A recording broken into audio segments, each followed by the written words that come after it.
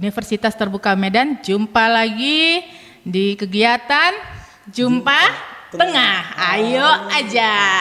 Iya. Hari ini MC pertama kali nih saya di Jumpa Tengah ini. Ya. Perkenalkan, saya Yusita Marini, SMSI, yang kali ini merupakan host untuk cuap-cuap di acara Jumpa Tengah, yang materi kita hari ini merupakan bahan ajar. Nah, di sini ada nih penanggung jawab daerah Medan yang merupakan Bapak yang ganteng, yang udah lama di Universitas Terbuka Medan. Ada Pak Dr. Randus Johannes MPD. Dipersilahkan perkenalkan diri Pak Johannes. Baik, terima kasih Mbak Yusita Marini yang telah memberikan waktunya buat saya. Saya perkenalkan diri, nama saya Johannes, kesehariannya sebagai penanggung jawab bahan ajar di Universitas Terbuka Medan. Iya. Iya, ini Bapak udah berapa puluh tahun ya di Universitas Terbuka nih Pak?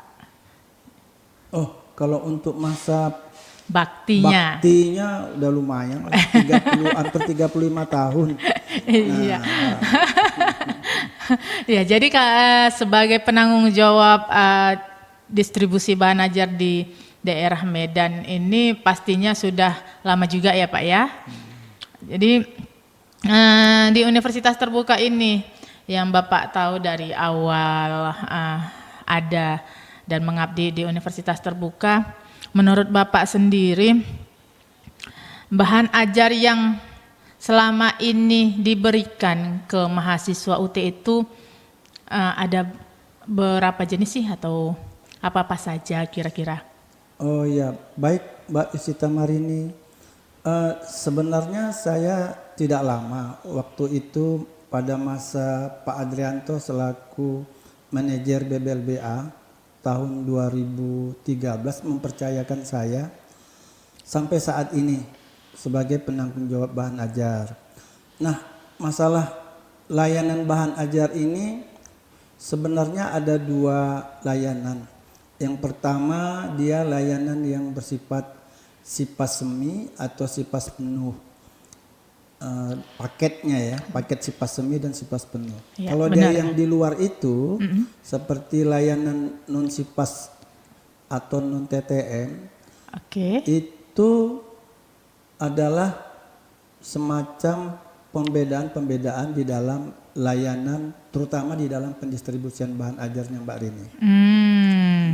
Ya, jadi di Universitas Terbuka ketika registrasi itu ada dibagi-bagi ya Pak ya, ada sistem paket semester dan non atau tidak berpaket gitu ya Pak ya. Ya, jadi bahan ajar yang saat ini Bapak pegang untuk penanggung jawaban itu lebih ke pendistribusian bahan ajar yang versi cetak begitu ya Pak ya? Ya, benar. Sebenarnya bahan ajar itu semuanya yang ada di kita itu dalam versi cetak itu dia. Nah, mengapa kita terima dalam versi cetak? Itu dari Puslaba Pusat atau tepatnya dari Universitas Terbuka Pusat, kita hanya menerima pesanan berdasarkan DO otomatis mahasiswa yang ongoing. Artinya mahasiswa yang sedang berjalan. Nah, itu dia. Kalau yang di luar itu layanannya itu biasanya langsung dari pihak Puslaba, Pusat Layanan Bahan Ajar Pusat artinya.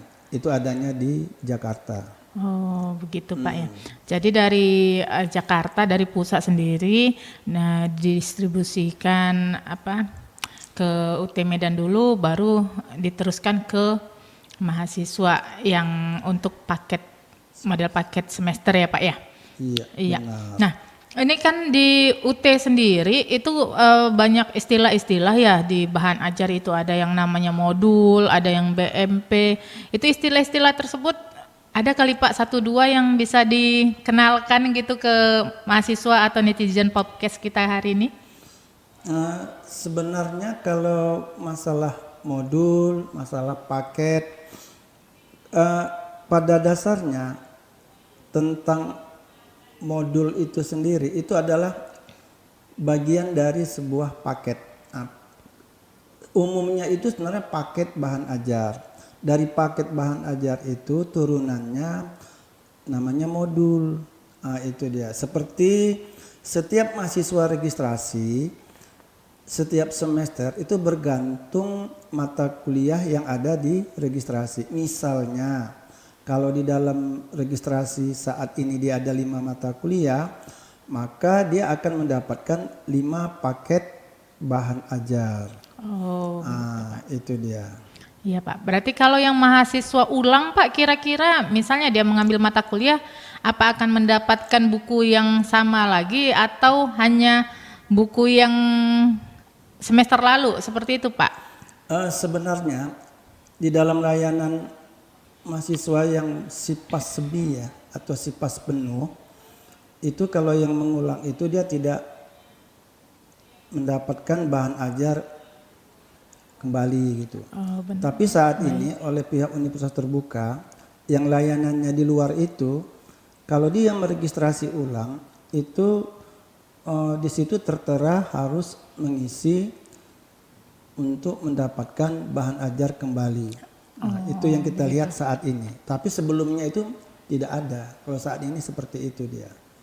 Oke, jadi berarti berbeda-beda ya Pak perlakuan perlakuannya. SIPAS itu sistem paket semester sama yang bukan paket semester. Jadi layanan itu sendiri selain pembedanya saat peregistrasian mata kuliah, selain itu ada lagi Pak perbedaan dari layanan keduanya?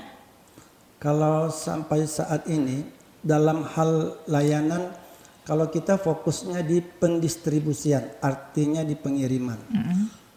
Kalau yang sifatnya dalam bentuk paket SIPAS semi atau SIPAS penuh, itu layanan pendistribusiannya itu terpusat di Universitas Terbuka Daerah. Oh, jadi kalau kita di Medan ini terpusatnya di Universitas Terbuka Medan. Oh, begitu. Tapi di luar itu layanannya itu bersumber dari Puslaba, artinya pengiriman bahan ajarnya itu dari Puslaba. Nah, untuk memastikan itu dari Puslaba itu setiap mahasiswa itu kalau diregistrasikannya ada tambahan ongkos kirim. Ya. Nah, ini saya bikin catatan ya, ada tambahan ongkos kirim di layanan registrasi itu. Maka seluruh proses pendistribusiannya itu dari Puslaba, Pusat Layanan Bahan Ajar UT Jakarta Pusat. Itu dia maksudnya. Oh, Nah, begitu, itu Pak. pembeda-pembedanya. Iya. Jadi itu kalau seperti yang Bapak sampaikan tadi langsung dari Puslaba atau didistribusikan perpanjangan dari UT Medan. Nah, itu kan kalau langsung dari Puslaba itu kan akan langsung sampai ke masing-masing alamat si mahasiswa ya Pak ya. Ya, benar. Nah, kalau yang ada beberapa mahasiswa di daerah tuh pengambilannya dari lokasi kelompok belajar, lokasi Pokjar. Nah, itu yang seperti apa ya Pak? Nah, kalau ini harus kita bedakan dulu ya Mbak Yusita. Untuk yang berbasis kelompok belajar, mahasiswa yang berbasis kelompok belajar itu tentunya ada namanya pengurusnya, pengurus kelompok belajar. Betul. Nah, pengurus kelompok belajar ini juga dibedakan. Ada yang pengurus kelompok belajar langsung, ada yang bersifat salut, sentral layanan UT. Iya. Nah, jadi biasanya kalau mahasiswa yang berbasis kelompok belajar atau salut, itu seluruh proses penerimaan modulnya atau paket bahan ajarnya itu di pengurus Pokjar di daerahnya masing-masing. Nah, ini seluruh proses penerimaannya ini sebelumnya itu dikirim dari UT daerah sendiri, yaitu Universitas Terbuka Medan. Nah, berdasarkan data yang kita terima dari pengurus Pokjar, mahasiswa yang ini dengan catatan mahasiswa SIPAS semi ya atau SIPAS penuh. Nah, dan itu setelah kita terima data-datanya, kemudian kita tata di UT daerah, tepatnya di UT Medan, langsung kita kirimkan ke Pokjar. Nah, ke Pokjar, melalui pihak ketiga yaitu PT Pos. Nah, ini seluruh proses pengirimannya biayanya gratis. Nah, itu dia. Ya. Jadi tetap ya kembali kalau untuk yang ke Pokjaran tidak terlalu jauh pengambilannya ke lokasi Pokjar sendiri ya Pak ya. Benar Mbak Yusita. Jadi ini banyak nih udah tanya-tanya nih, terutama yang para netizen nih, para peserta podcast hari ini juga pasti udah tanya-tanya itu kenapa terlambat. Ada beberapa bahan ajar itu yang telat sampai. Kira-kira kendalanya apa ya Pak? Yang di beberapa teman-teman kita ini pendistribusian bahan ajarnya itu terlambat untuk sampai. Itu apa aja menurut Bapak? Nah, kalau untuk ini harus kita bagi dua dulu Mbak Yusita Marini, masalah keterlambatan bahan ajar. Iya. Ada yang langsung pendistribusiannya atau pengirimannya itu dari Puslaba Pusat Iya, ke yang seperti tadi ya. mahasiswa berdasarkan alamat yang diregistrasikan. Nah, kalau ini terus terang saja kita hanya bisa menerima laporan kasus seperti ini bagi mahasiswa yang terlambat tadi, yang menggunakan dengan catatan yang menggunakan ongkir ya. Iya, ongkir. betul. Itu semua proses menggunakan ongkir saya sebutkan tadi itu dari Puslaba Pusat. Nah, kemudian yang kedua, kalau yang dari UT daerah itu pengirimannya itu paling lambat itu mereka sudah terima itu minimal 1 minggu sebelum pelaksanaan tutorial berlangsung. Nah, itu dia. Itu tetap kita utamakan. Tapi kalau yang dari Puslaba, pengiriman dari Puslaba ini kita hanya bersifat menerima pengaduan aja karena kita nggak bisa memberikan sebuah semacam solusi. Kalau solusinya ada, paling kita nanti akan konfirmasi lagi ke pihak tertentu di Puslaba Pusat. Hanya nerima pengaduan. Dan ini banyak sekali pengaduan-pengaduan seperti ini sama kita. Kok terlambat? Modul saya belum saya terima. Iya, benar. Padahal perjanjiannya di situ 2 minggu setelah registrasi modul kami sudah terima. Tapi sampai saat ini juga kami belum terima. Nah, itu satu. Juga bisa saja kendalanya ini Mbak Mas Sutamar ini. Pihak perantara atau pengiriman sudah melakukan pengantaran, tapi orang atau mahasiswa yang dihubungi itu tidak menjawab atau dengan alamatnya bisa sudah pindah kan gitu dia.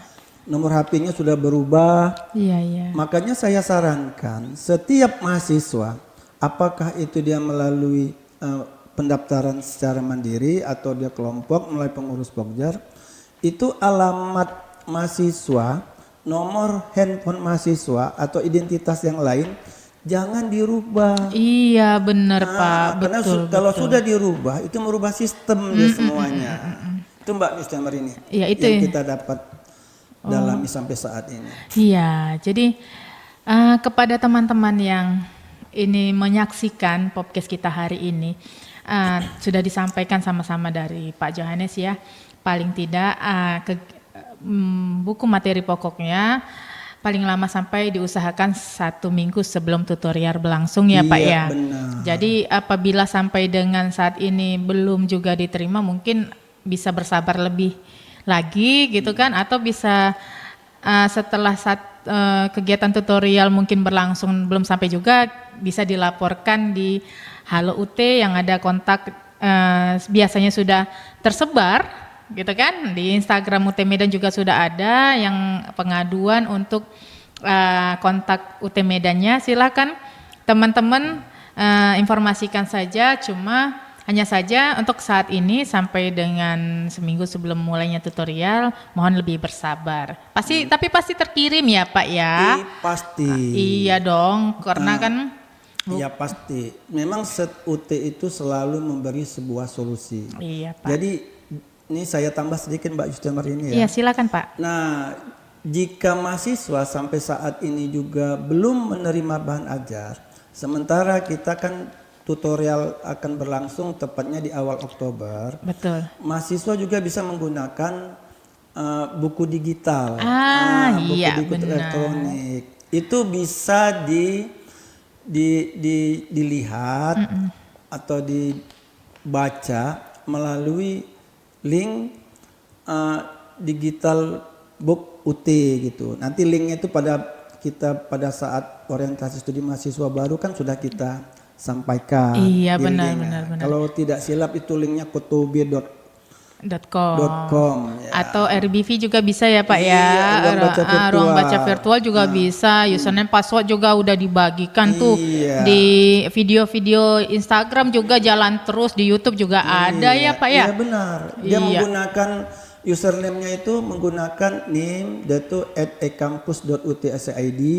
Kemudian passwordnya atau kata sandinya menggunakan kata sandi MyUT gitu yang waktu dia mendaftar di MyUT. Jika tidak bisa, dia harus menggunakan kata sandinya U besar, T kecil, tanggal, bulan, dan tahun lahir. Silakan dicoba nanti, ya. Nah, kalau ada kendala nanti hubungi kita langsung. Sip tuh. Iya. Sudah apa namanya? Sudah komplit nih dari Pak Johannes. Kalau ada kendala hubungi kita langsung. Iya. Oke, ini kayaknya udah mau selesai nih. Ada nggak pesan-pesan terakhir untuk para mahasiswa kita yang di luar sana yang saat ini sedang menonton kita nih Pak? Ya kalau saya harapkan namanya di dalam proses pengiriman ya, pendistribusian itu pasti ada kendalanya. Ya, kendalanya. Terutama ya kita maklum, kita syukur berterima kasih dengan mencapai 500.000 atau lebih 500.000 mahasiswa ini. Mantap. Dan dalam pendistribusiannya itu kan harus ekstra hati-hati ya. Iya benar, terutama dalam hal alamat, nomor handphone. Nah ini kan cukup juga mungkin ada mahasiswa yang mendapatkan paketnya itu tidak penuh. Misalnya 5 mata kuliah hanya 4. Itu gimana Pak? Itu akan kita kirimkan kembali itu melalui proses yang sudah kita siapkan. Tunggu saja. Ya. Tunggu saja. Itu. Intinya tunggu saja. Oke. Baik Pak. Sepertinya waktu kita sudah cukup ya untuk bincang-bincang dengan PJ pendistribusian bahan ajar kita di UT Medan ini. Sampai di sini dulu ya kegiatan kita. Akan jumpa lagi di lain kesempatan dengan tema baru lagi. Saya Yusita Marini dan Bapak kita Pak Yohanes. Kami undur diri hari ini. Jumpa tengah. Sampai jumpa lagi. Terima kasih. Terima kasih.